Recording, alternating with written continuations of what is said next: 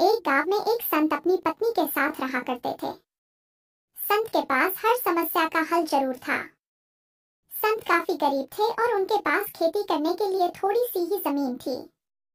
वह खेती कर किसी तरह से अपना जीवन यापन कर रहे थे। गांव के लोग उनकी मदद करने के लिए उन्हें कुछ न कुछ दान दिया करते थे, लेकिन हर बार वह सामान उन्हें वापस कर देते थे और दान लिए बिना ही उन्हें धर्म का ज्ञान देते।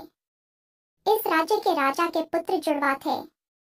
राजा हमेशा इसी सोच में रहता था कि वो दोनों में से किस पुत्र को अपना उत्तराधिकारी बनाए। एक दिन राजा को इस दुविधा में देख मंत्री ने कहा, महाराज, राज्य में एक संत रहते हैं और उनके पास हर समस्या का हल है। आप एक बार उनसे जाकर मिल लें।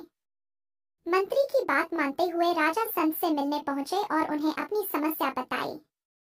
राजा की बात सुन संत ने कहा, महाराज, उत्तराधिकारी चुनना बेहद ही सरल है। आप अपने उस पुत्र के ऊपर इस राज्य की जिम्मेदारी सौंपें जो मेहनती हो और राज्य की भलाई को सबसे पहले चुने। संत की बात सुन राजा की दुविधा दूर हो गई। राजमहल जाकर राजा ने मंत्री से कहा, संत के घर में सोने और चांदी के सिक्के और अन्य तरह की वस्तुएं भेजी जाएं। मंत्री ने सोने चांदी और कई तरह की वस्तुएं भिजवा दी।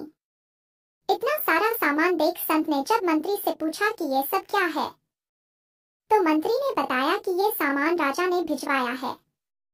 संत ने सारा सामान वापस राजा के पास भेज दिया और अगले दिन राजमहल आकर राजा से कहा, मैं मेहनत करके धन कमाने में विश्वास रखता हूँ और आपके द्वारा दिया गया ये दान मुझे स्वीकार नहीं है। अपनी मेहनत से कमाए गए धन में जो सुख मिलता है वो सुख दान में मिले पैसों से हासिल नहीं किया जा सकता है। राजा को संत की ये बात काफी अच्छी लगी और राजा ने संत को अपने राज्य का